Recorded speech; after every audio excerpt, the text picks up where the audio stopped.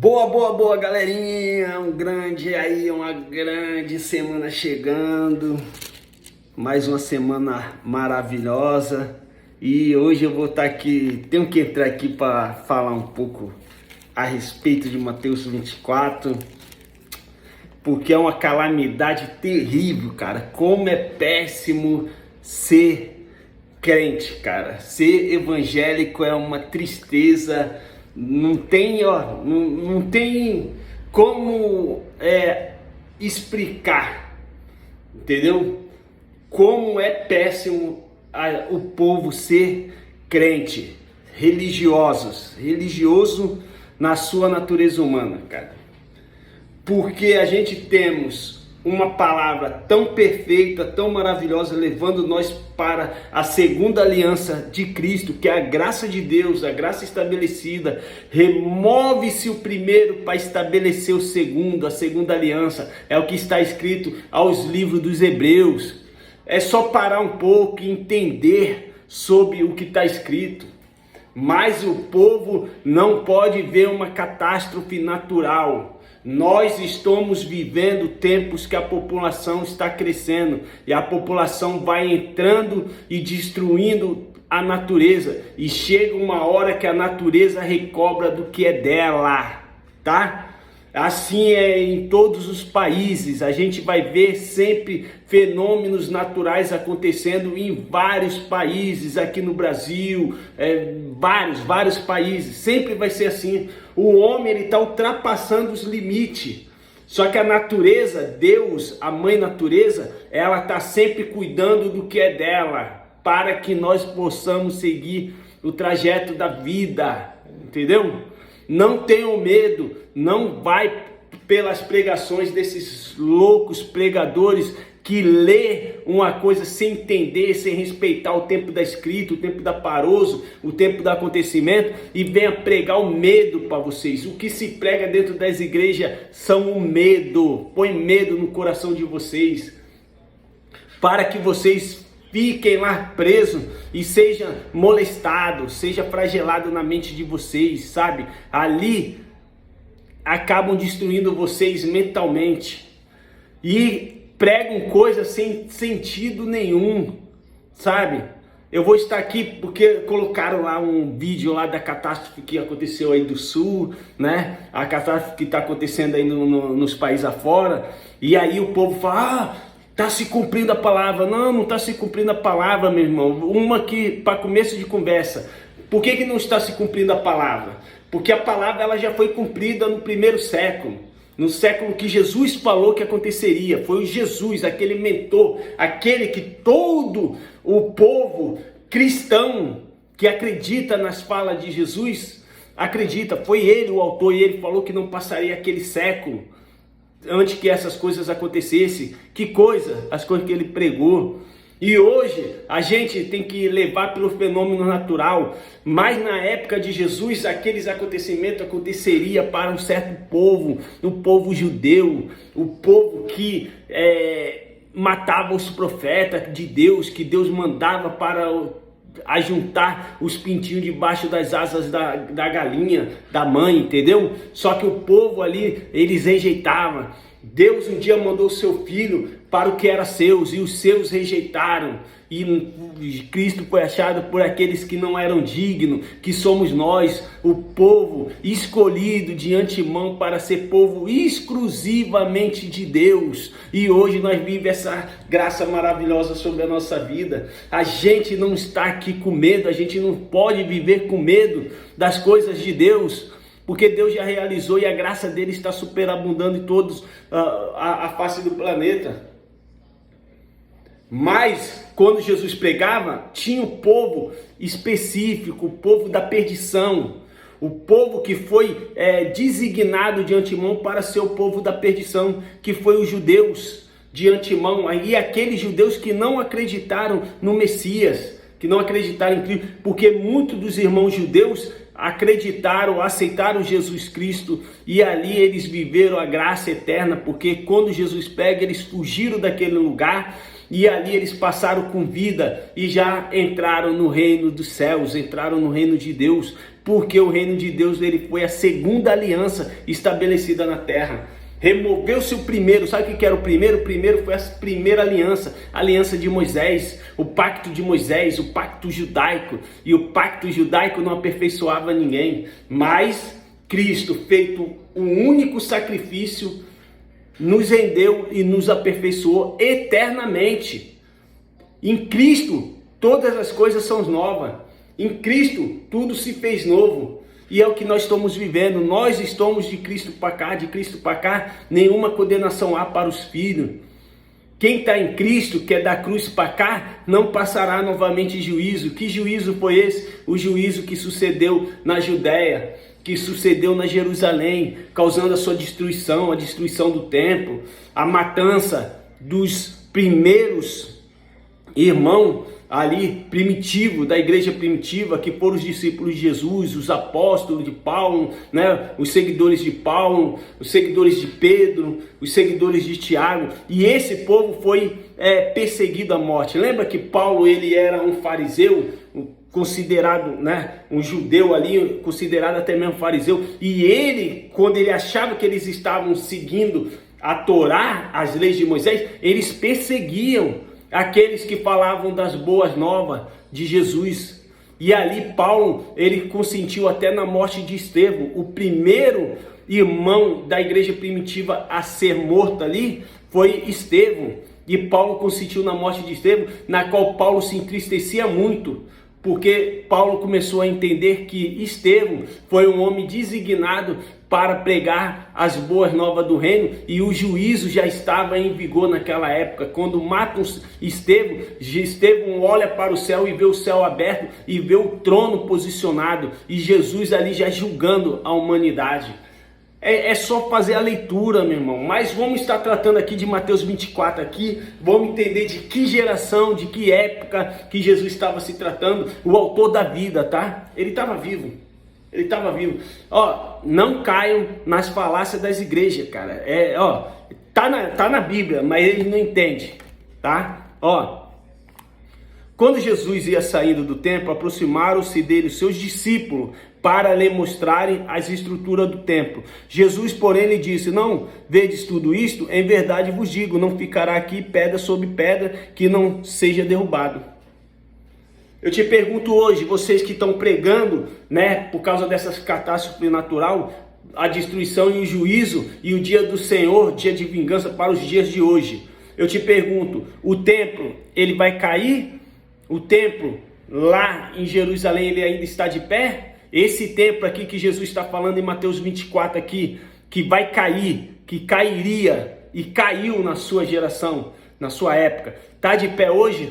Você poderia visitar esse templo aqui, porque a única parte que ficou desse lugar aqui foi o Muro das Lamentações, que até hoje todos os evangélicos pagam fortuna para ir visitar aquele lugar lá e dar dinheiro aí para os seus líderes religiosos, e agora ali virou um muro de lamentações, mas não é um muro de lamentação, pelo que parece, é um muro de adoração. Todo mundo vai lá adorar aquele muro, adorar as ruínas daquele lugar que Deus destruiu, mas muita gente não consegue captar a mensagem que Jesus estava falando daquela destruição, e que aquela destruição se cumpriu, e que os muros das lamentações que eram para se lamentarem pela sua destruição, que hoje é um muro de adoração, o povo adora o muro que supostamente mostra para eles que realmente o templo caiu e que as falas de Jesus aqui de Mateus se cumpriram, cara.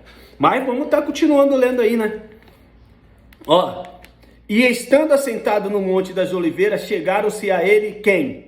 Quem chegou a Jesus de Nazaré? Chegou a ele os seus discípulos em particular, dizendo: dize-nos quando serão essas coisas e que sinal haverá da tua vinda e do fim do mundo. Putz, mano, aqui já, ó, quem que perguntou? Os seus discípulos, Pedro, João, Tiago, Mateus, Tiago, Mateus, outros ali, que eu não me recordo o nome, que são 12, né? Mas quem perguntou foram eles. E quem respondeu para eles? Quem ouviu a resposta da boca de Jesus? Foram eles. E Jesus respondeu para eles: E Jesus respondendo disse-lhe: acautelai-vos, que ninguém vos engane, porque muitos virão em meu nome, dizendo eu sou o Cristo, e enganarão a muitos. Eu vireis de guerra, de rumores de guerra. Olhai, não vos assustei, porque é mister que isto tudo aconteça, mas ainda não é o fim. Porquanto se levantará nação contra nação e reino contra reino, e haverá fomes, pestes, terremotos em vários lugares. Mas todas essas coisas são princípios de dores. Vamos lá, meus irmãos. Se isso que está acontecendo hoje, como fenômenos naturais, né, catástrofes naturais, para nós hoje, nos dias de hoje, seriam os princípios da dores, eu pergunto para os cristãos hoje, para os crentes religiosos: vocês estão sendo perseguidos? Vocês estão sofrendo? Vocês estão passando por fome, peste, a petilência? Vocês estão passando por isso aqui que Jesus estava supostamente pregando para eles ali? Não, vocês não. Vocês hoje vivem uma vida de fartura, de alegria, de paz, de amor. Vocês hoje estão tendo que trabalhar para se sustentar. Vocês hoje têm de tudo na mesa. Vocês não precisam plantar, vocês não precisam arar. Vocês só precisam trabalhar, conquistar seu dinheiro, vai no mercado e compra tudo para o seu deleite, tá? E vocês não estão passando perseguição. Não tem pessoas de religiões adversas perseguindo para matar vocês. Aqui no Brasil, pelo menos aqui, ninguém mata ninguém religioso, porque aqui a religião no país é laica, ela é para todos, e tem várias e diversas religiões, e são só religiões, e quem cair nas religiões vai ser molestado e enganado pela religião que está, entendeu? Pelo que eles querem acreditar. Mas não estão sendo perseguidos. Pelo contrário, a gente aqui às vezes entra numa discórdia de assuntos porque vocês usam para condenar as pessoas. Vocês usam a Bíblia para falar que se elas não estão no lugar onde vocês estão, dentro das igrejas de pedra, elas vão morrer e não vão ser salvas. Coisa que isso daí é antibíblico, porque na Bíblia, Efésios 2:8 fala que nós somos salvos pela graça de Cristo derramada naquele Calvário. Entendeu? E nós já estamos aqui salvos. E já estamos salvos e por graça. E não é por mérito de obra alguma. Então não tenho que fazer nada para ser salvo. Eu já estou salvo e eu tenho que crer nisso. Amém. Acabou. Já era. Tá bom? Então, vamos entender, cara. Vamos entender a leitura, para que nós possamos seguir um segmento. E hoje, cara, quem é que está matando vocês? Quem é que está perseguindo vocês? E vocês que são pregadores aí de esterco, mano, aonde que vocês estão sofrendo, cara? Sendo que vocês enganam as vidas aí dentro das igrejas, cara, e vivem do bom e do melhor, compra os melhores ternos, compra aí os melhores sapatos ilustrados, cabelinho sempre na régua, bonitinho, bigodinho fininho, sobrancelha pá, toda tchum. Aonde que vocês estão sendo perseguidos, meus irmãos? Vamos parar de mentir, vocês são mentirosos, vocês são cães gulosos. Tá bom? Vocês são uns pafarrão. Vocês são vendedores de esterco. Vocês não estão pregando a palavra da vida. Vocês estão pregando a palavra que era a palavra de morte, que era o livro de Moisés. E o livro de Moisés era um livro de condenação de morte. Uma vida de julgo para eles, que eles viviam lá atrás. E a palavra vai falar que nenhum foi justificado pela lei e que a lei ela não aperfeiçoava ninguém. É só aprender. Então vocês são vendedores de esterco. Mas vamos comprar nossos ternos, vamos comprar nosso sapatinho aí, pá, vamos andar sempre na vamos andar sempre nos nossos carrão, bonitão, bem trajado, chegando bem, sabe? E ainda querem estacionar a sua nave na porta da igreja para todo mundo ver que chegou o pregador. Não é assim? É assim.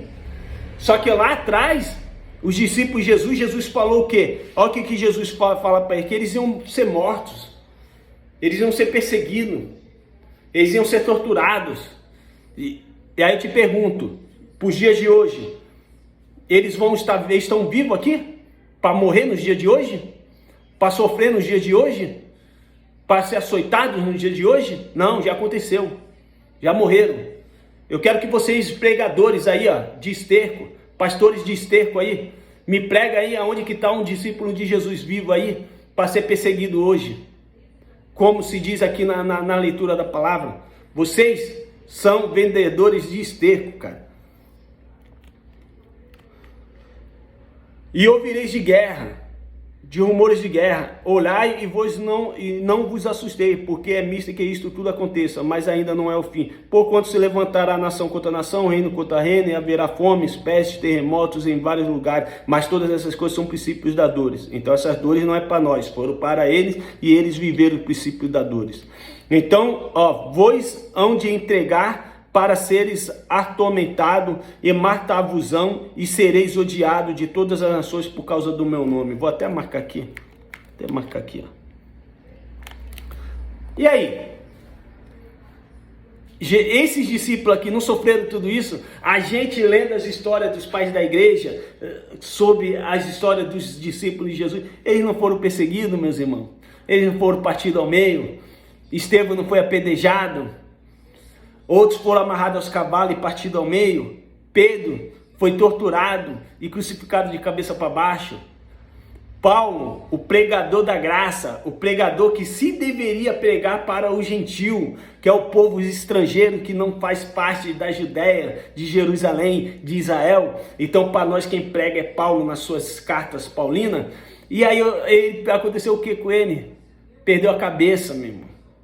E aí eu te pergunto, hoje os pregadores que estão aí pregando, hoje, que não anunciam nem o evangelho de Deus direito, cara, não evangelizam mais as pessoas na rua, não sabem nem o que estão falando, porque se vir falar da Bíblia para comigo, nós vai entrar num grande debate aqui sobre a leitura. E aí, vocês estão sendo perseguidos por quê, meu irmão? Aí vocês vão falar que vocês estão sendo perseguidos por mim? Eu não quero matar ninguém. Eu só quero falar a verdade do livro, porque hoje eu entendo isso daqui e consigo compreender perfeitamente. E aí? Só que esses discípulos foram mortos. A história vai nos contar que eles foram mortos, foram perseguidos, foram torturados. Nesse tempo muitos serão escandalizados e trair-se-ão uns aos outros, e uns aos outros se odiarão, e surgirão muitos falsos profetas e enganarão a muitos. Que hoje, né, isso daqui é o que mais tem hoje.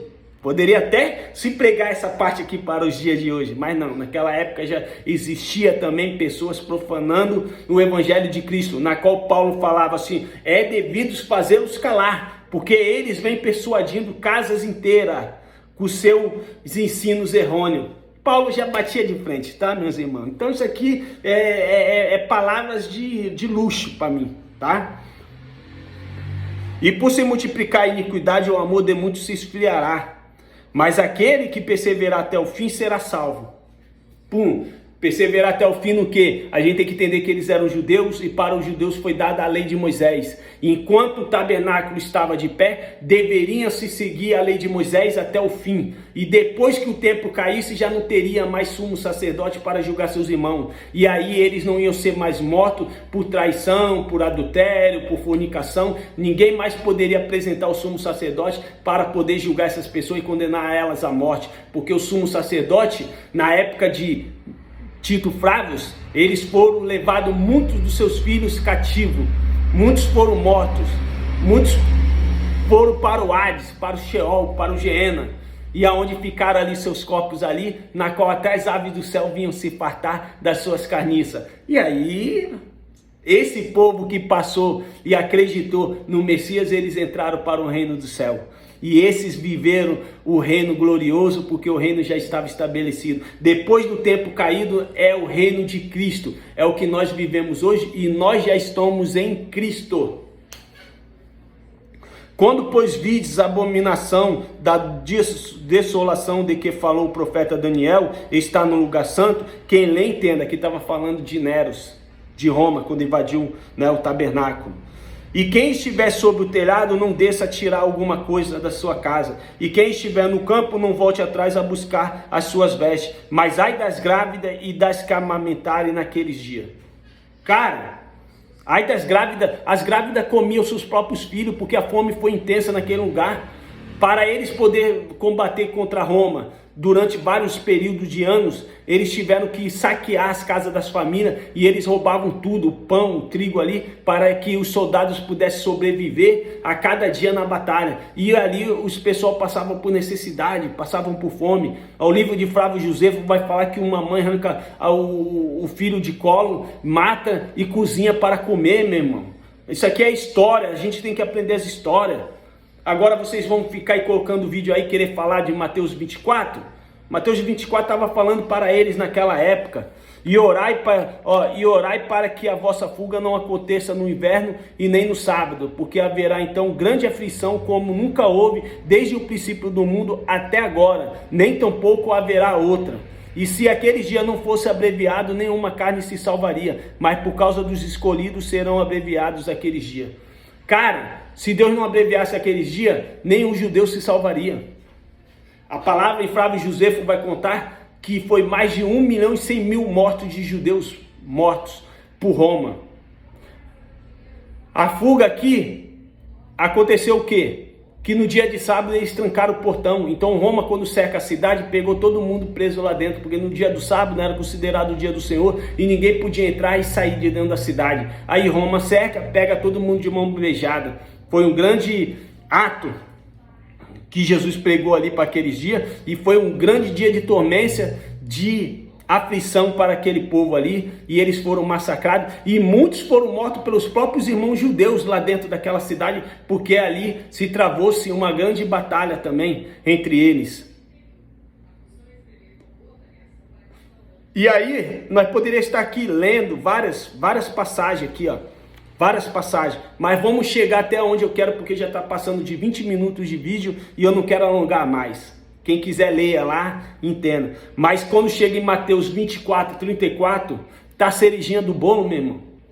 O autor da fala, o autor da pregação, porque aqui é a pregação de Jesus, do Messias, do Cristo, do Filho de Deus, do Deus encarnado, do Deus que habitou e trouxe a sua palavra a nós. E ele deixa bem claro aqui, não passará, em verdade vos digo, que não passará esta geração sem que todas essas coisas aconteçam. Não poderia passar a geração de Jesus sem que todos esses acontecimentos acontecessem. Ou Jesus mentiu, ou Jesus foi um mentiroso. Se tem alguma coisa para os dias de hoje, para se cumprir no dia de hoje, respeitando esse versículo aqui, Jesus supostamente, para não dizer que ele era um mentiroso, ele se enganaria. Mas como a palavra é fiel e verdadeira, ele não se enganou. Tudo aconteceu nesta geração. No ano 70, Roma vem e massacra Jerusalém. E Jerusalém ainda é perseguida ainda por muitos anos. Até o 6º século se houve muita perseguição e muita tortura para esse povo judeu, ou para o povo que entrava para a cristandade de Cristo. Foram perseguidos e muitos foram mortos. E muitos não queriam perder a sua coroa e morreram como mártires. Porque a posse da coroa da vida, para que ninguém tirasse deles, era a posição de morrer como mártir. Morrer torturado, queimado, escarnecido, ferrado, cortado, partido pelos leões. Isso aí era ter a coroa da salvação, que para eles era morrer como mártir. Então, meus irmãos, ler a leitura. E hoje, cara, todo mundo, pessoas que são cristãs, evangélicas, religiões adversas, né, Umbanda, candomblecista, hinduana, todos nós, pessoas que não são nada, ateu, ateia, agnóstico, que nem sou eu. Hoje sou um agnóstico cristão, porque eu ainda gosto das coisas de Cristo, eu me considero ainda um agnóstico. E aí, mano, qualquer catástrofe natural é para todos, não tem um povo específico para passar pelo dia da aflição, não tem. Então, se acontecer hoje aqui na Praia Grande, todos nós aqui vai sofrer pela devastação, pela mãe natureza causa. Mas não é um castigo de Deus. E mesmo que se todo mundo aqui da Praia Grande morresse, o espírito voltaria para Deus do mesmo jeito, porque o que Deus fez foi no hábito espiritual, não foi no terreno. Fica todos com Deus. Essa aí é a mensagem aí de Mateus 24 e a cerejinha do bolo é 34. Versículo 34 deixa bem claro que tudo aquilo ali tinha que acontecer no tempo de Jesus, na geração de Jesus, e da geração de Jesus até ali o ano 70, o tempo caído, estava ainda no seu conceito de geração do primeiro século. Então se encerra aqui e vamos estudar, porque terrível é ser um religioso no meio de pessoas que não entendem nada das escrituras e pegam falácia, medo, e gostam de viver bem do medo das pessoas. Fui, fica com Deus.